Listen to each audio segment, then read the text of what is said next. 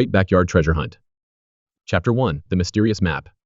It started as just another summer day. The sun hung high in the sky, baking the earth, and the air was filled with the sound of cicadas humming their endless tune. Jake, Mia, and their little brother Leo were playing in their backyard, their feet bare as they ran around in the warm grass. The old oak tree in the center of the yard had become their fortress, castle, and pirate ship all in one. Jake, at 12 years old, was the leader of their adventures. 10-year-old Mia was the brains of the group, always coming up with clever strategies, while 6-year-old Leo was their fearless knight, always ready to charge into battle at a moment's notice. Today's game was King of the Yard, where Jake stood proudly on the tree stump, declaring himself ruler of all he could see. Mia was planning a sneaky coup, and Leo was guarding the castle gates, when Jake's foot suddenly hit something hard. Ow! Said Jake. What is it? Said Mia. Maybe it's a dinosaur bone. Leo screamed. Curious, Jake brushed away the dirt and uncovered the edge of an old, rolled-up parchment. With his heart pounding, he carefully pulled it out and unrolled it. The paper was faded, its edges frayed, and covered with strange markings. In the middle of the page was a giant text, right in the center of their backyard. No way. Is that a treasure map? Treasure? We have to find it. Jake studied the map closely. It showed not just their backyard, but the woods behind their house. Mysterious symbols, twists, and turns led to something incredible. This just got a whole lot more interesting. And with that, the greatest adventure of their lives began. Chapter 2. The First Clues. Excited beyond belief, the three siblings raced to the garage to grab their supplies. We'll need flashlights, snacks, and a toy compass. They returned to the backyard and studied the map carefully. The first mark is near the twisted tree. The twisted tree was easy to find. It was the gnarled old oak they always played around. But something was different. Beneath its roots, half buried in the dirt, was a small glass bottle. Jake pulled it out and uncorked it. Inside, there was a tiny note with a riddle written on it. I stand tall, but I am not alive. My arms reach for the sky, but I do not move. Find me, and you will find the next step. It's talking about the scarecrow near the fence. That's where the next clue must be. Without wasting a second, they ran toward the scarecrow, who had been standing in their yard for as long as they could remember. It was weathered and worn, but still standing proudly. They searched around its base, and Leo squealed. I found something. Beneath the scarecrow's tattered straw hat, they found another note, which led them into the woods. Jake's heart skipped a beat. This is getting real. Chapter 3. Into the Woods. Beyond their backyard lay the deep woods, a place that had always been filled with mystery. Sunlight barely pierced through the thick canopy of trees, casting everything in shadows. The scent of pine filled the air, and the sounds of nature surrounded them. According to the map, they needed to find a rock with a strange marking on it. Jake led the way, his eyes scanning the forest floor for anything unusual. As they walked, Mia suddenly pointed ahead. There! A large flat rock sat in the middle of a clearing, carved with a spiral symbol. It was the same marking that appeared on the map. Jake knelt down, inspecting the rock. Now, where's the next clue? Leo, ever impatient, kicked the rock with his foot. Maybe it'll open if we say magic words. He raised his arms dramatically. Open sesame. Nothing happened. Mia rolled her eyes. Maybe try pushing it instead? Jake pushed on the rock, and to his surprise, it shifted slightly, revealing a small wooden box hidden underneath. He carefully pried it open, revealing an old brass key. A key? Leo exclaimed. What's it for? Mia examined the key. I bet this unlocks something important. Jake checked the map. There's one more marked spot. We're getting closer. They eagerly pushed deeper into the woods, their excitement growing with every step. Chapter 4. The Final Test. The map led them to an ancient tree, the largest they had ever seen. Its bark was thick and rough, with vines curling around its base, as though it were protecting something. Leo clutched Jake's arm. What if there's a ghost guarding the treasure? Jake laughed. Then we'll tell it we're friendly. Mia was already searching for anything unusual. Look for a keyhole, a hidden door, anything. After a few moments, Jake spotted a small round hole in the tree's base, the perfect size for the key. Here goes nothing. With a soft click, a hidden door opened in the tree, revealing a wooden treasure chest inside. They froze, staring at it in disbelief. No way! Jake's hands trembled as he opened the chest. Inside were old coins, a folded letter, and a small silver locket. Mia unfolded the letter and read aloud. To those who find this treasure, you have completed the adventure of Captain Redbeard. A true fortune lies in the journey, the memories you create, and the thrill of the hunt. Keep searching, and treasure will always find you. Jake ran a hand through his hair. It's not gold, but this. This is incredible. Leo grinned.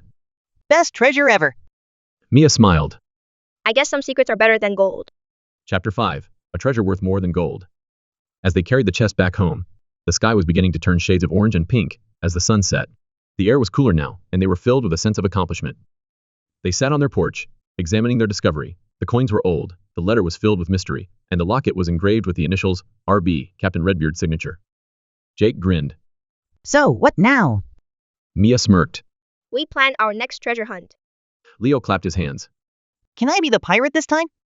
They all laughed, knowing that the real treasure wasn't just what they had found. It was the adventure they shared, the bond they had strengthened, and the memories they would never forget. And deep in the woods, hidden beneath a twisted tree, another clue was waiting ready for the next brave explorers to find. Chapter 6. Unveiling Secrets.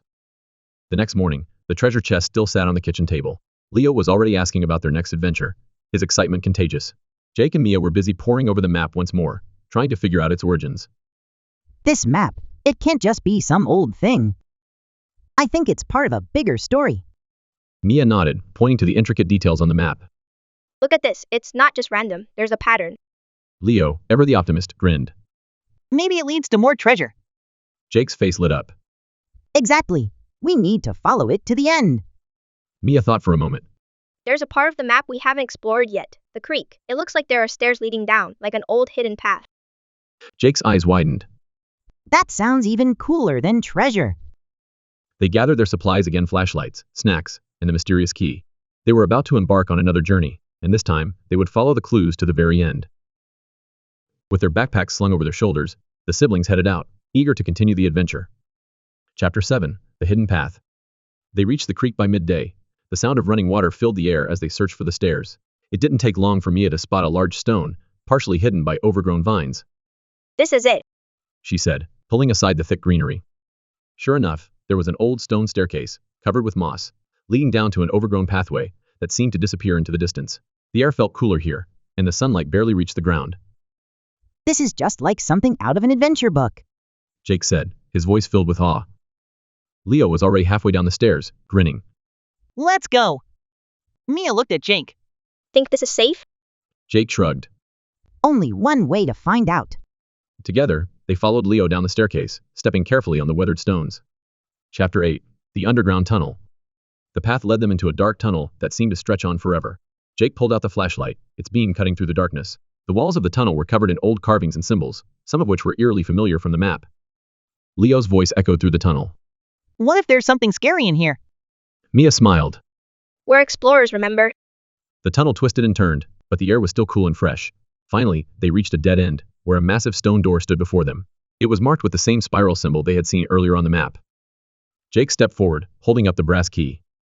This is it. Chapter 9. The Final Reveal. With a soft click, the door creaked open. Inside, a small chamber lay before them. There were no treasures, just old books, dusty relics, and faded maps. But there, in the center of the room, was a stone pedestal, and atop it, a small golden medallion. Mia walked over and picked it up, her eyes wide. This is the real treasure. Jake nodded. It's not gold or jewels, but it's something more important. Leo ran over to them. We found it. The medallion shimmered in the light. Mia turned it over and saw an engraving. The true treasure is the adventure. Chapter 10. A New Beginning. As they made their way back home, the siblings knew that the adventure was far from over. The medallion, the treasure chest, and the mysteries they had uncovered would always remind them of the bond they shared. We've only just begun, Mia said, grinning. Jake nodded. There's more out there waiting for us. And as they walked back through the woods, their hearts filled with excitement for whatever would come next. The treasure hunt was only the beginning of many more adventures to come. Hey guys, what's up? My name is AI.Stories, and I hope you like this video. I've got a lot more coming, so if you enjoyed this one, drop a comment and tell me what I can change, fix, or just flat out improve. Seriously, help me help you. Oh, and I'm also making short stories, so definitely check those out too. Now, a little about what I'm doing here. Basically, I just want to make stories that people can listen to while chilling, going to bed, at work, or whatever. The big dream? Eventually, I want to animate them, add some visuals, make it all fancy. But for now, it's all about creating stories and throwing in some cool pictures. Now let's talk about AI voices. I can't stand those robotic monotone AI voices that sound like they're reading a tax document, so I'm using a whole range of voices instead. Kinda ironic for an AI-based channel, but hey, here we are. Also, I'm working on setting up social media, Instagram, Facebook, all that jazz. But for now, the only thing I have is Snapchat. Literally made it 5 seconds ago. So go follow me at AI.Stories25. Don't judge my Bitmoji. I rushed it, and it doesn't even look like me. Here's a picture of it anyway. Yeah, I know.